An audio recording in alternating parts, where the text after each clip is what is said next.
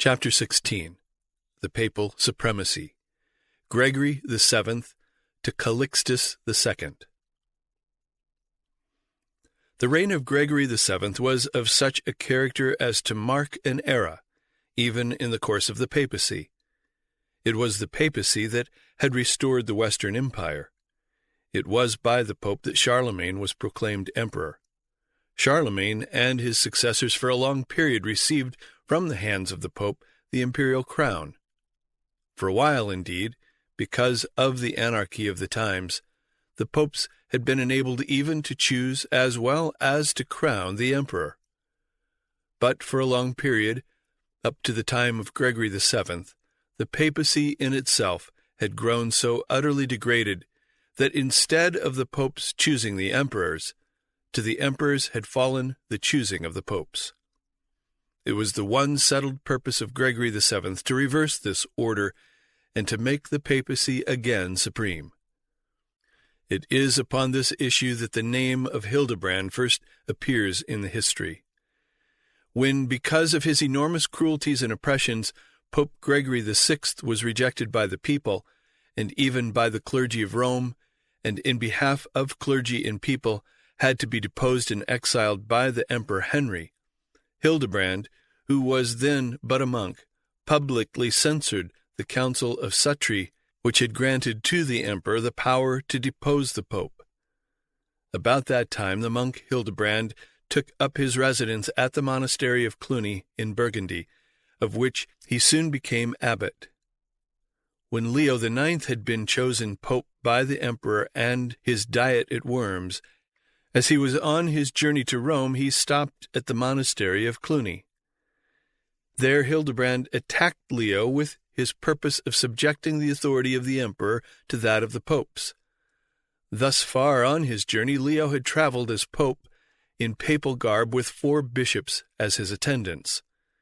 Hildebrand persuaded him to lay all this aside, not to renounce the office of pope itself, but only the recognition of its bestowal by the emperor. He persuaded him to make the rest of the journey as a simple pilgrim, and to present himself thus at Rome to the people as dependent alone upon their voice for the pontifical office. Hildebrand was so successful in the abbey of Cluny in imposing upon Leo his scheme, that he followed up this success by abandoning his abbey and his abbacy, and going with Leo to Rome and remaining permanently there.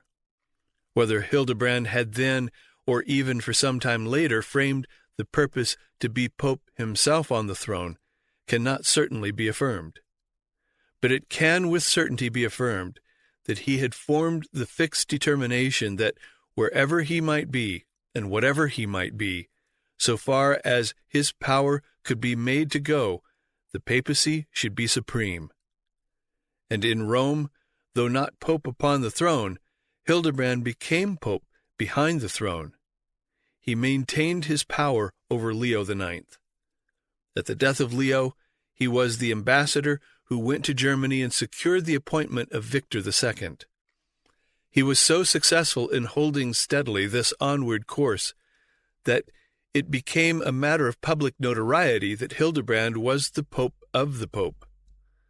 In the time of Alexander II, to Hildebrand, Cardinal Damiani wrote, "You make this one Lord, that one makes you God.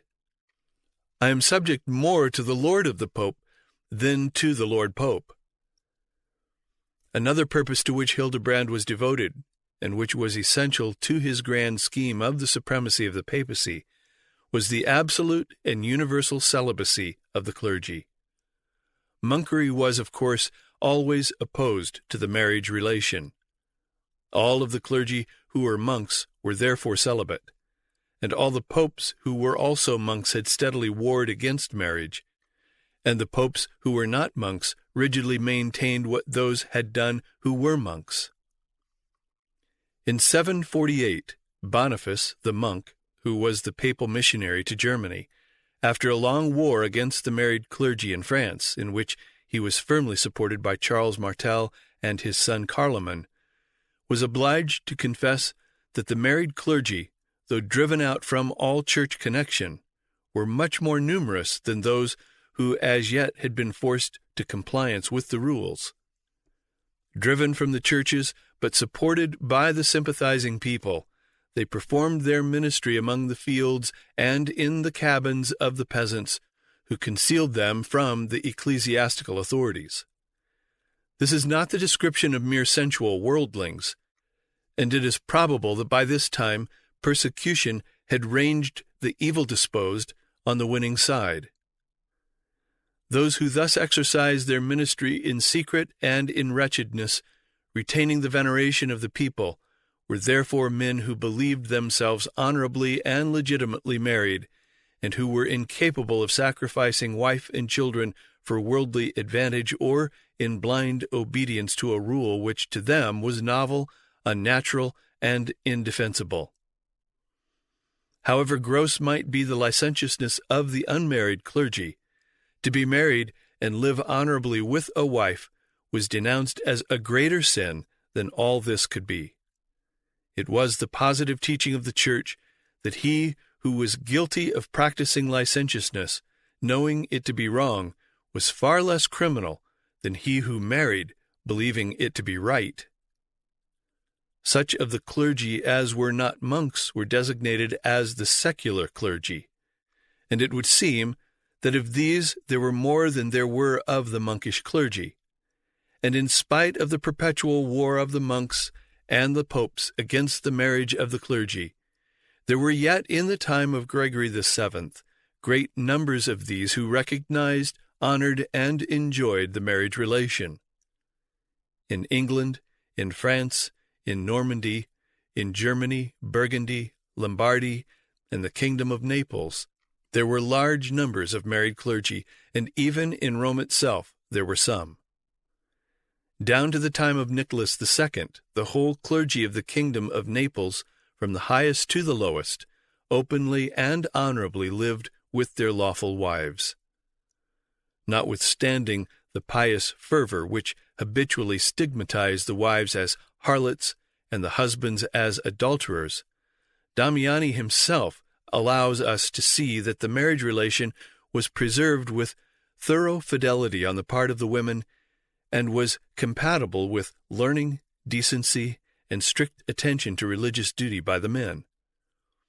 Urging the wives to quit their husbands, he finds it necessary to combat their scruples at breaking what was to them a solemn engagement, fortified with all legal provisions and religious rites, but which he pronounces a frivolous and meaningless ceremony.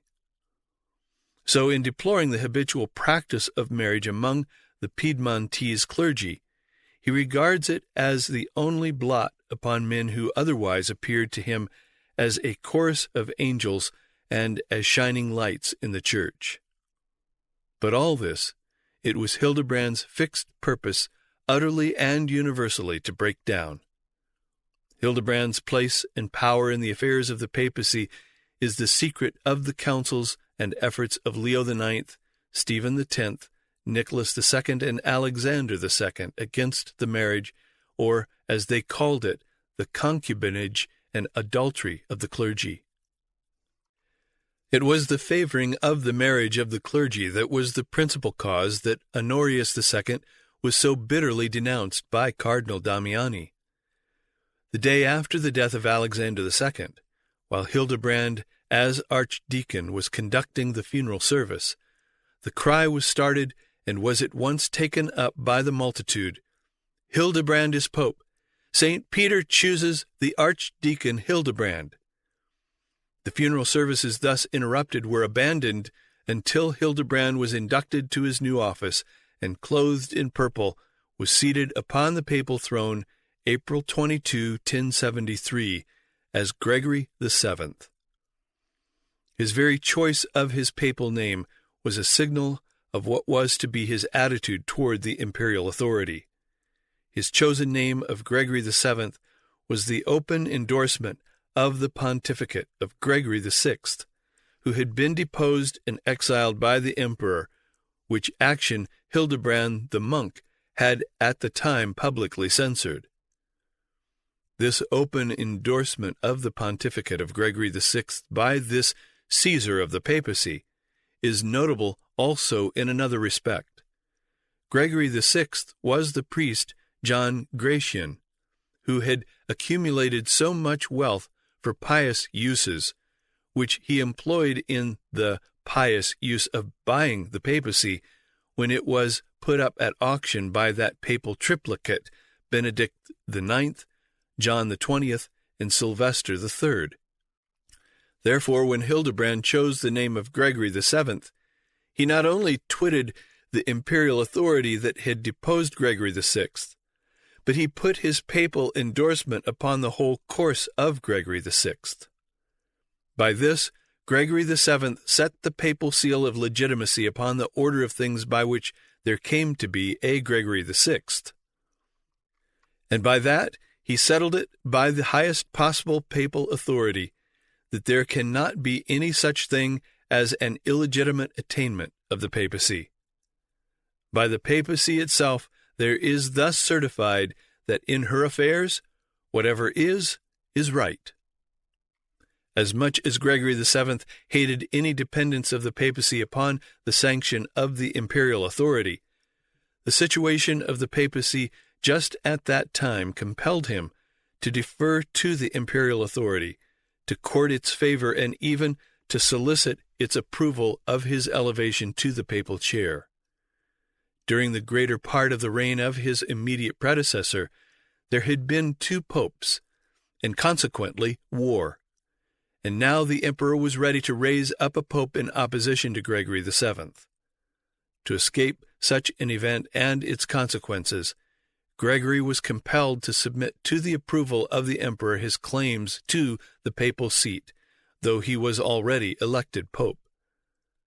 The very next day after his election, he sent messengers to Henry IV in Germany to announce to him what had occurred, and that though he had not been able to withstand the earnest desire, or rather violence, of the Roman people, he had not suffered himself to be consecrated without the approbation and consent of the king.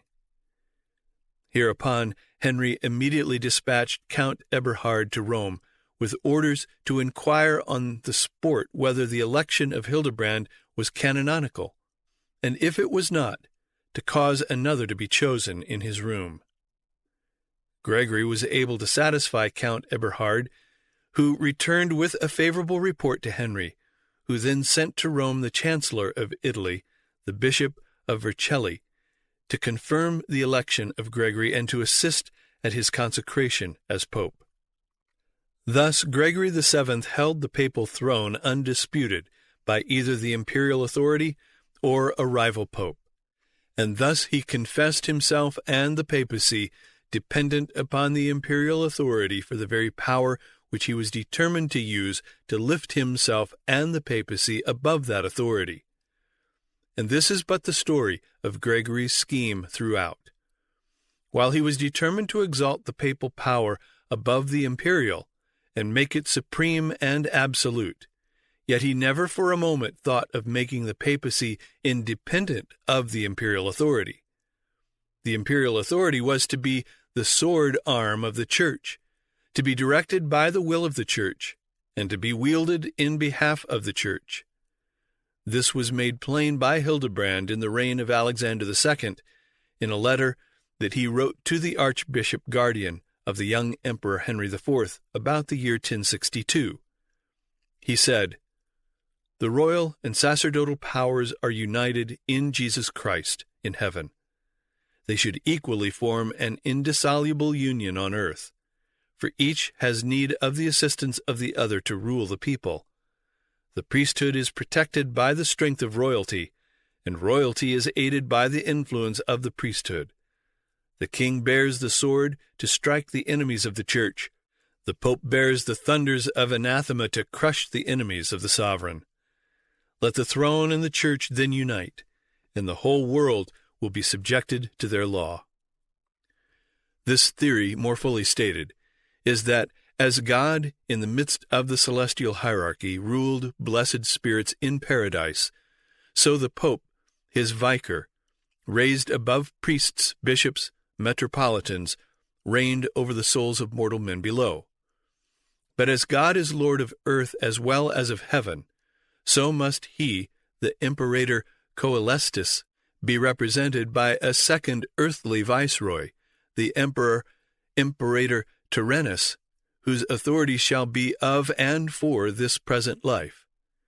And as in this present world the soul cannot act save through the body, while yet the body is no more than an instrument and means for the soul's manifestation, so must there be a rule and care of men's bodies as well as of their souls, yet subordinated always to the well-being of that which is the purer and the more enduring. It is under the emblem of soul and body that the relation of the papal and imperial power is presented to us throughout the Middle Ages. The Pope, as God's vicar in matters spiritual, is to lead men to eternal life. The Emperor, as vicar in matters temporal, must so control them in their dealings with one another that they may be able to pursue undisturbed the spiritual life, and thereby attain the same supreme and common end of everlasting happiness. In the view of this object, his chief duty is to maintain peace in the world, while toward the Church his position is that of advocate, a title borrowed from the practice adopted by the churches and monasteries of choosing some powerful baron to protect their lands and lead their tenants in war. The functions of advocacy are twofold: at home, to make the Christian people obedient to the priesthood, and to execute their decrees upon heretics and sinners; abroad, to propagate the faith among the heathen, not sparing to use carnal weapons. Thus does the emperor answer in every point to his antitype, the Pope, his power being yet of a lower rank, created on the analogy of the papal, as the papal itself had been modeled after the elder empire. The parallel holds good even in its details, for just as we have seen the churchman assuming the crown and robes of the secular prince, so now did he array the emperor in his own ecclesiastical vestments. The stole and the dalmatic gave him a clerical as well as a sacred character, removed his office from all narrowing associations of birth or country, inaugurated him by rites, every one of which was means to symbolize and enjoin duties in their essence religious. Thus the Holy Roman Church and the Holy Roman Empire are one and the same thing, in two aspects, and Catholicism, the principle of the universal Christian society, is also Romanism, that is, rests upon Rome as the origin and type of its universality, manifesting itself in a mystic dualism which corresponds to the two natures of its founder. As divine and eternal, its head is the Pope, to whom souls have been entrusted; as human and temporal, the emperor commissioned to rule men's bodies and acts. Gregory VII laid claim not only to the dominions that compose the Holy Roman Empire, but to those far beyond: England, Norway, Denmark, Poland, Bohemia, Russia, Africa, and practically even the whole earth. For all land that might be gained by conquest from the heathen was to be held as fief from the Pope. He wrote to the kings of Spain that whatever part of that dominion was conquered from the Mohammedans was to be considered as granted to the conquerors by the Pope, and held by the conquerors as the Pope's vassal. And it was he who, in following up this idea, first conceived the idea of the Crusades. For in thus gaining dominions in the East, he would have ecclesiastical authority in the East, and could hope thus to bring even the whole Eastern Church once more under the power of the Papacy. Gregory's conception of the Crusades is made clear in a letter to King Henry IV as follows: "We are informed, my son, that the Christians beyond the sea, persecuted by the infidel and pressed down by the misery which overwhelms them, have sent entreaties to the Holy See, imploring our aid, lest during our reign the torch of religion should be extinguished in the East. We are penetrated with a holy grief, and we ardently aspire after martyrdom. We prefer to expose our life to protect our brethren rather than remain at Rome to dictate laws to the world, when we know that the children of God are dying in slavery. We have consequently undertaken to excite the zeal of all the faithful of the West, and to lead them in our train to the defense of Palestine. Already have the Italians and Lombards, inspired by the Holy Spirit, heard our exhortations with enthusiasm, and more than 50,000 warriors are preparing for this far-distant expedition, determined to wrest the sepulchre of Christ from the hands of the infidel. I have the more decided to conduct this enterprise in person, as the Church of Constantinople asks to be reunited to ours, and that all the inhabitants may wait upon us to put an end to their religious quarrels. Our fathers have frequently visited these provinces in order to confirm the faith by holy words. We wish in our turn to follow in their footsteps, if God permits. But as so great an enterprise needs a powerful auxiliary, we demand the aid of your sword. He also wrote a general letter on the same subject to all the nations of the West, in which he excited the princes to the holy war against the infidel, beseeching them to send ambassadors to Rome, with whom he could arrange the execution of an expedition beyond the sea. Gregory, however, notwithstanding his obstinate perseverance in the project of conquering the Holy Land, could not put it in execution in consequence of the refusal of the King of Germany to become an associate in this dangerous enterprise.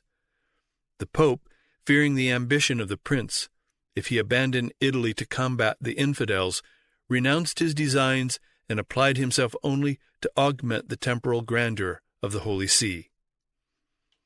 The year following his accession to the papal throne, Gregory assembled a council in Rome, March 9 and 10, 1074, to begin his war against the marriage of the clergy. In that assembly, the following decrees were proposed by the Pope and agreed to at his request by the bishops who composed it. Number 1. That they who had obtained by simony any dignity, office, or degree in the Church should be excluded from the exercise of the office thus obtained. 2. That they who had purchased churches with money should quit them, and no man should thenceforth presume to sell or buy any ecclesiastical dignity whatever. 3. That the married clerks should not perform any clerical office. 4. That the people should not assist at Mass celebrated by them, nor at any other sacred function. 5. That they who had wives, or, as they are styled in the degree, concubines, should put them away, and none should thenceforth be ordained who did not promise to observe continence during his whole life. As for these decrees which related to simony, they amounted practically to no more than had the like decrees which had been so often enacted, because all the wealth of the Church was not only still held, but was expected by Gregory to be greatly increased. According to the strict law, the clergy could receive everything, alienate nothing. And as long as this continued, and even grew, there could be no force in legislation prohibiting it, when those who were to enforce the law were the ones who made the laws, and who committed the transgressions which were forbidden by the laws which they themselves had made. But with the canons forbidding the marriage of the clergy, it was different. Here in the monks was a vast horde to be the Pope's seconds in the condemnation and annihilation of marriage amongst the clergy. Yet for all this, there was open and universal opposition by the married clergy. The decrees of this council were sent to all of the bishops of France and Germany, with the command of the Pope that they exert all their power and authority in causing them to be strictly observed in all places under their jurisdiction. Some bishops complied so far with that injunction as to cause the decrees of the council to be published throughout their dioceses, and exhort their clergy to conform to them. But such was the opposition they everywhere met with, that they did not think it advisable to exert their authority or to use any kind of compulsion. Other bishops, such of them especially as were themselves married, instead of enforcing the observance of the papal decree, declared them repugnant both to Scripture and reason. Among these was Otho, Bishop of Constance, whom the Pope summoned on that account to Rome as an encourager of fornication, while the bishop maintained that vice and all manner of uncleanness abhorred by him to be encouraged by the Pope. At the same time that Gregory wrote to Otho, citing him to Rome to give there an account of his writing and conduct, he absolved the clergy and people of Constance by a letter directed to them from all obedience to their bishop, so long as he persisted in his disobedience to God and the Apostolic See. The married bishops and clergy declared that if the Pope obstinately insisted on the execution of his decree, they were determined to quit the priesthood rather than their wives, and His Holiness might then see where he could get angels to govern the Church, since he rejected the ministry of men. The Pope sent 4 bishops as his legates into Germany to hold a council there, to cause the bishops to execute the decrees of the council. King Henry met the legates at Nuremberg, and received and treated them with the greatest possible respect. But he counseled them against any attempt to hold a council, because the Archbishop of Mainz was the legitimate papal legate in Germany, that therefore he alone had the right to call and to preside at all councils held in Germany, and that he, as sovereign, could not require the bishops of Germany to attend a council over which any other than the Bishop of Mainz presided. Gregory's legates disregarded Henry's counsel and attempted to call their council. But the German bishops unanimously declared that they would not attend any council called by anybody but the Archbishop of Mainz, nor would they respect any decrees of a council at which he had not presided as legate. This caused virtually the defeat of the decrees of Gregory's council, and he resolved to hold another. Accordingly, February 24 through 28, 1075, another council was held in Rome, at which the decree against the marriage, or, as they called it, the concubinage, of the clergy was confirmed, and ecclesiastics of all ranks were ordered, on pain of excommunication, to quit their wives or renounce the ministry. This decree was strengthened by forbidding all the laity everywhere to assist at any function whatever performed by such as did not immediately obey that decree. This latest turn, decreed by the council, was merely Gregory's will adopted by the council. For in the month before the council was called, Gregory had sent circular letters to the dukes and lords of the states of the empire, by which he placed in their hands the power to compel the bishops to execute the decrees of the council, saying, "Whatever the bishops may say or may not say concerning this, do you in no manner receive the ministrations of those who owe promotion or ordination to simony, or whom you know to be guilty of concubinage. And as far as you can, do you prevent, by force if necessary, all such persons from officiating. And if any shall presume to prate and say that it is not your business, tell them to come to us and dispute about the obedience which we thus enjoin upon you."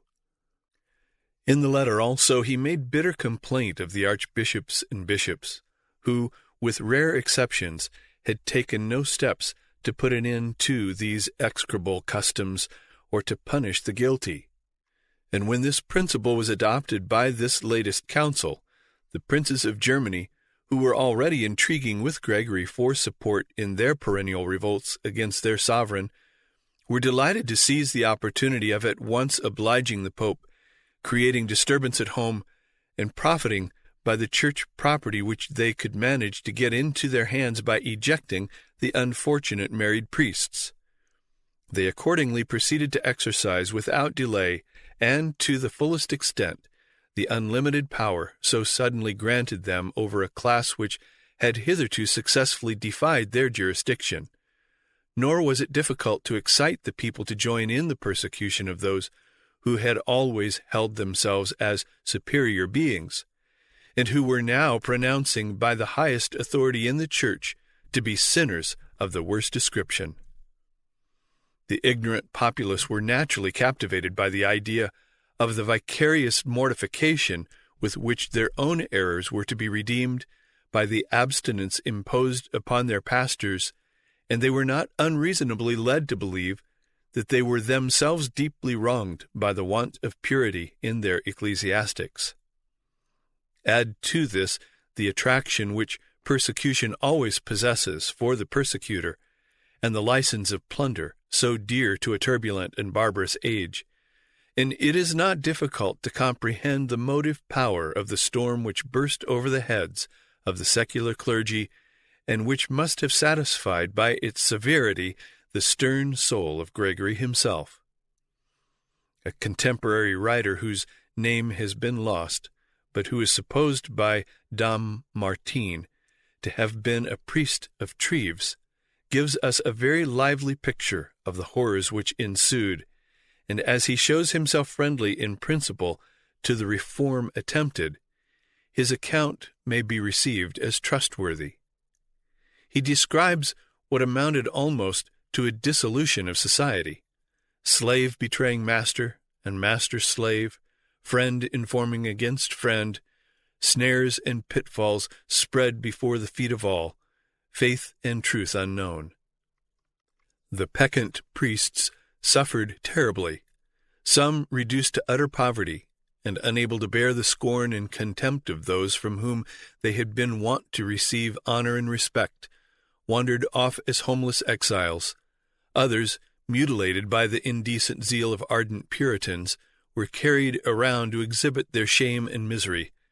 Others, tortured in lingering death, bore to the tribunal on high the testimony of blood-guiltiness against their persecutors, while others, again in spite of danger, secretly continued the connections which exposed them to all these cruelties. When such was the fate of the pastors, it is easy to imagine the misery inflicted on their unfortunate wives.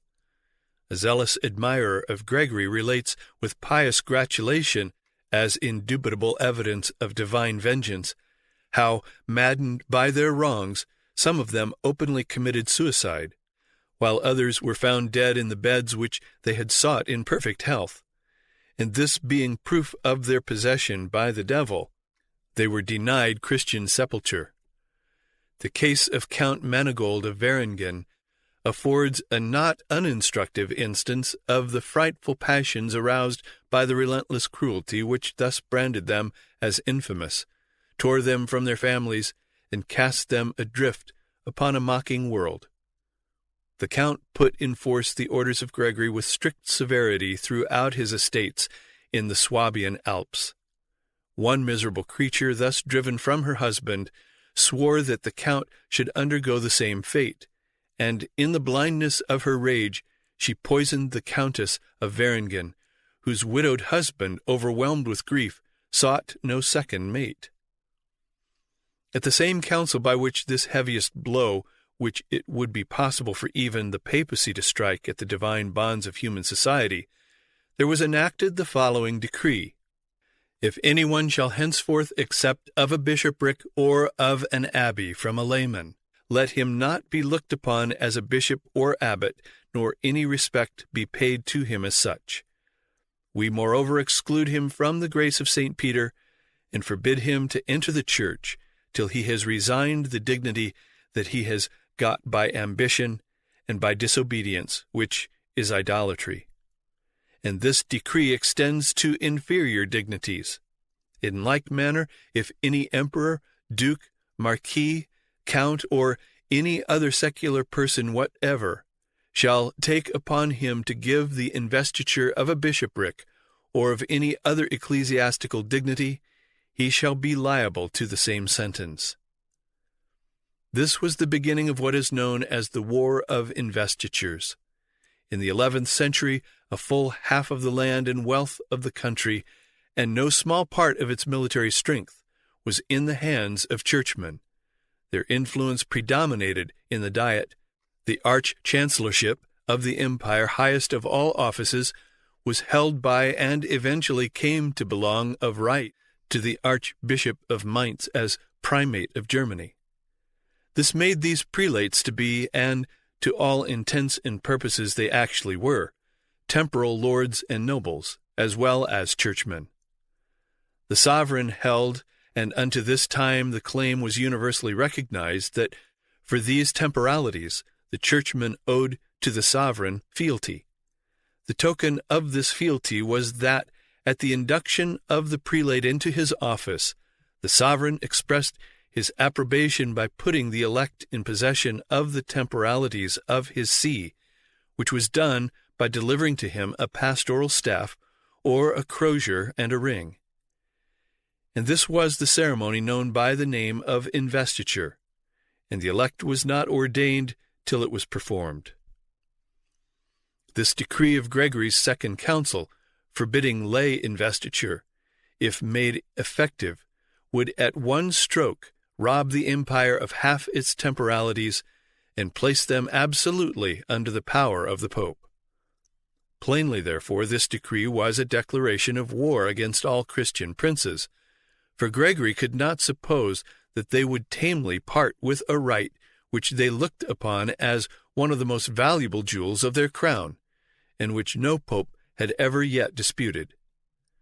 But he thought it a point well worth contending for, well worth all the confusion, civil wars, rebellions, bloodshed that such a decree might occasion, since he would be carrying it into execution, engross to himself the disposal of the whole wealth of the Church, and thus make the clergy everywhere independent of their princes and dependent upon him alone, as he alone could reward and prefer them. The decree was intended as a declaration of war, and especially against Henry IV, the head of the empire. And it is difficult to believe that the time was not deliberately chosen by Gregory VII for the contest. Gregory was 62 years old. Henry was about 22. Gregory had had 30 years of training in the dark, crafty, and arrogant school of the papacy. Henry had scarcely any training in the school of kingship, for from his infancy until his majority he had been held in the leading strings of the imperious ecclesiastics of Germany, who in their ambition to rule the kingdom had galled him with all that was humiliating, with none of the beneficial effects of severe control. They had been indulgent only to his amusements. They had not trained him to the duties of his station or the knowledge of affairs and of man. Thus, with all the lofty titles, the pomp without the power, the burden with nothing but the enervating luxuries, none of the lofty self-confidence of one born and fitly trained to empire, the character of Henry was still further debased by the shame of perpetual defeat and humiliation.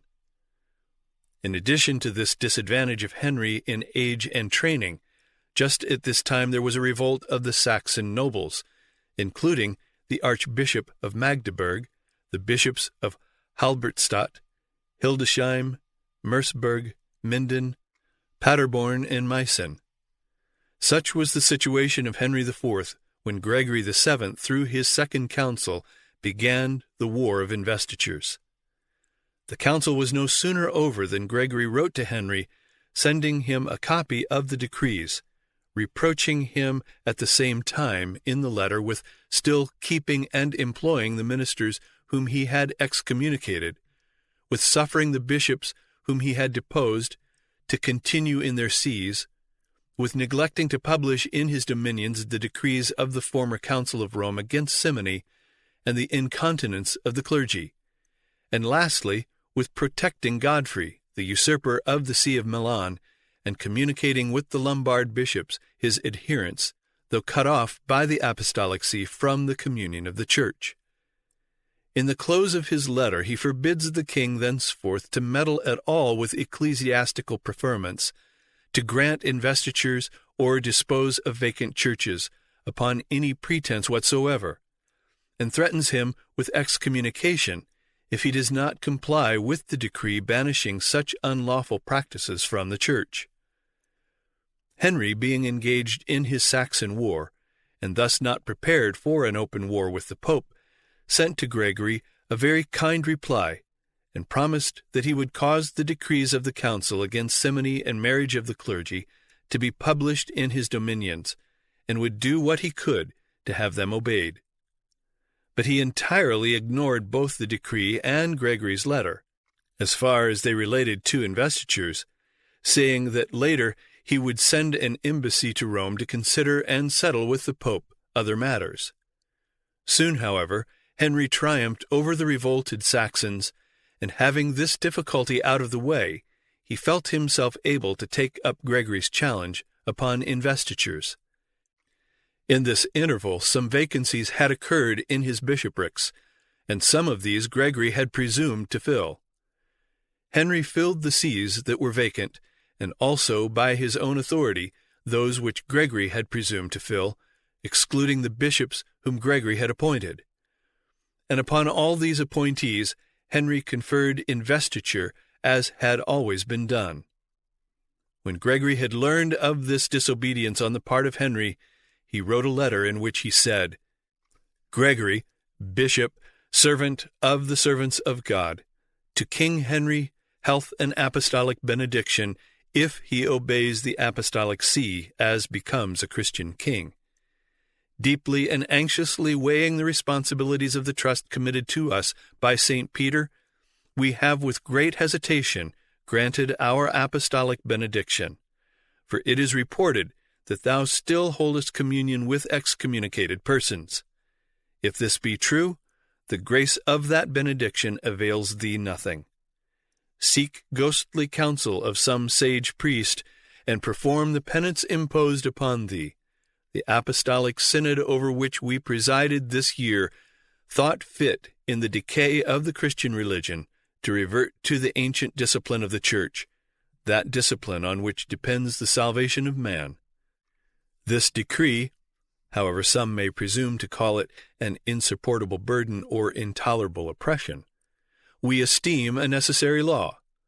All Christian kings and people are bound directly to accept and to observe it.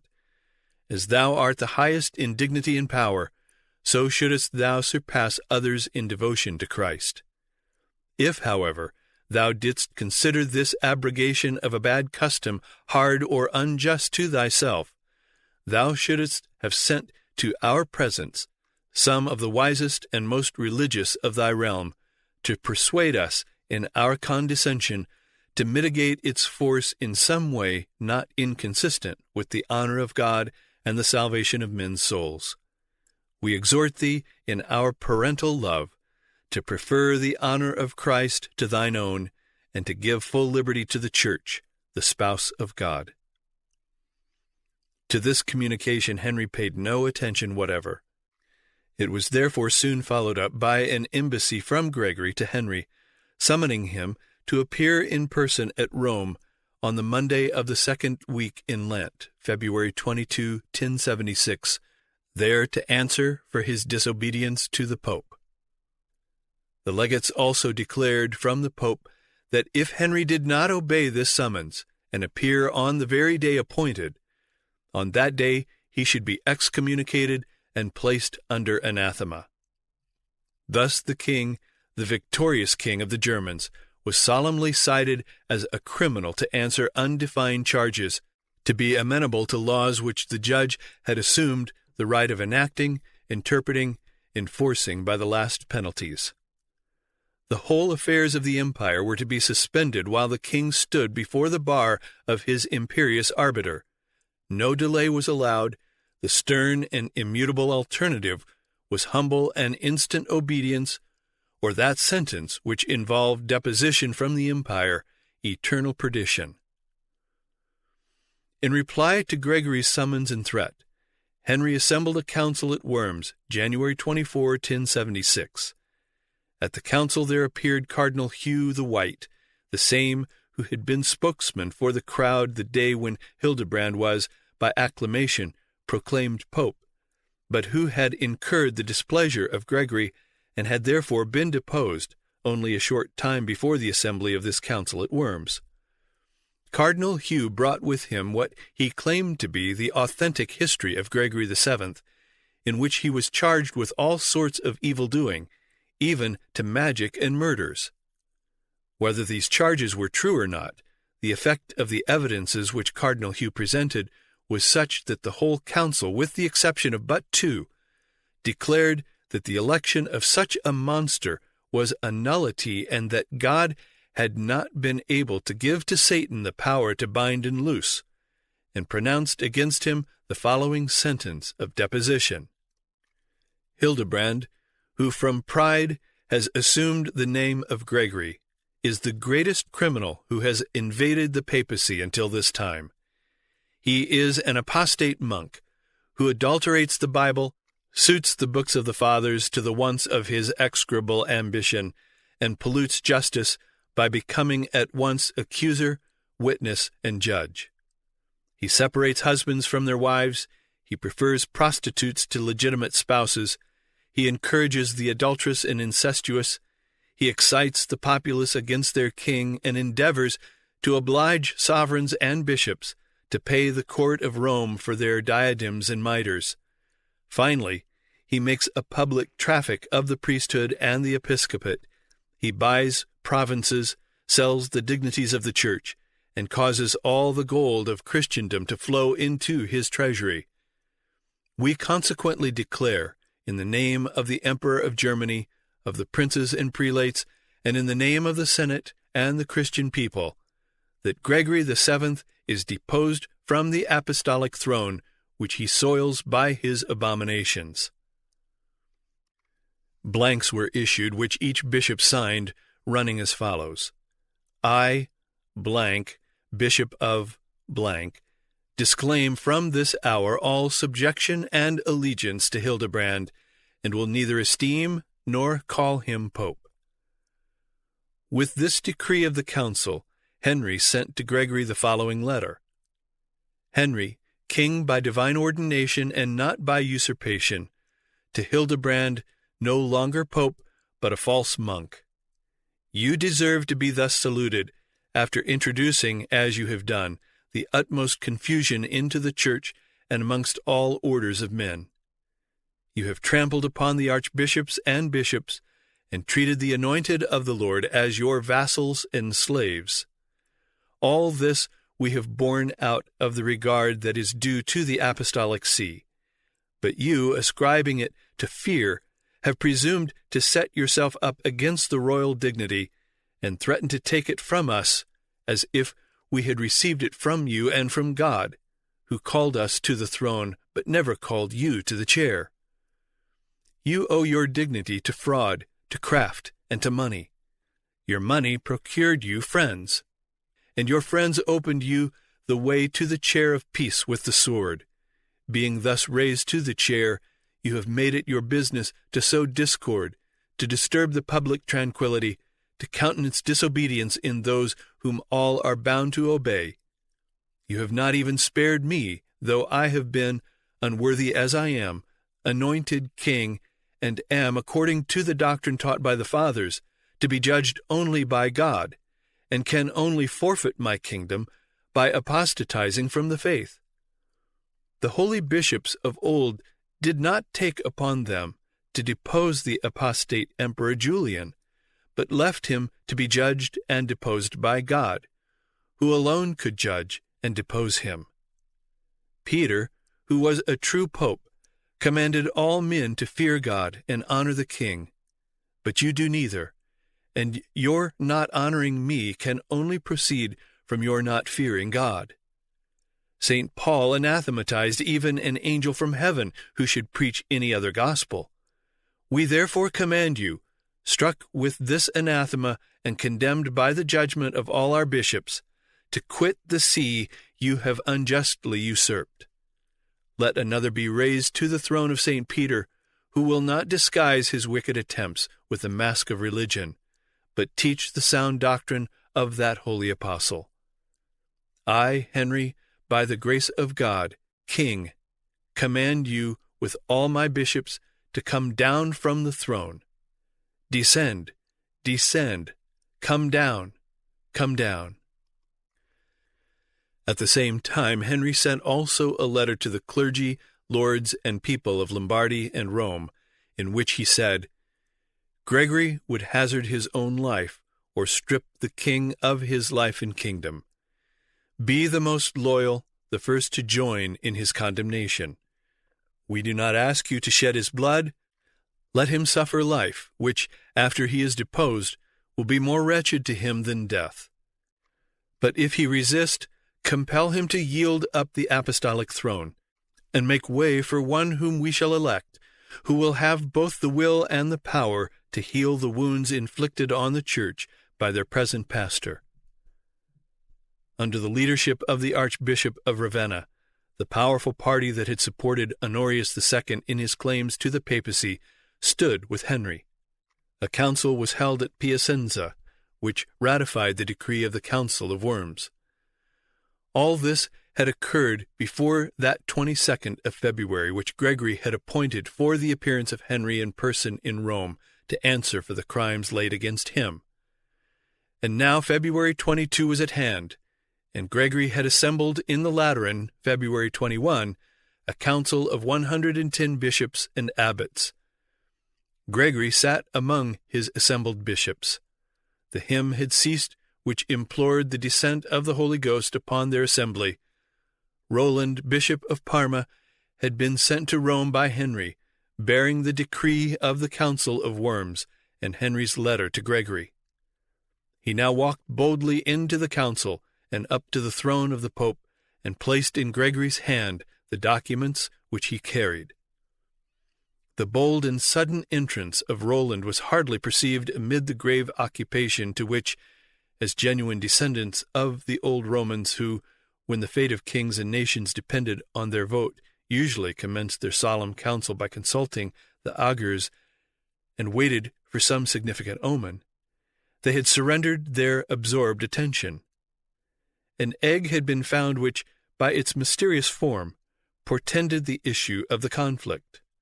What seemed a black serpent, the type of evil, rose as it were in high relief and coiled around the smooth shell, but it had struck on what seemed a shield and recoiled, bruised and twisting in a mortal agony. On this sat gazing the mute and ecclesiastical senate. But the voice of Roland made itself heard. Addressing the Pope, he exclaimed, "The king and the bishops of Germany send this mandate. Down at once from the throne of St. Peter. Yield up the usurped government of the Roman Church. None must presume to such honor but those chosen by the general voice and approved by the emperor."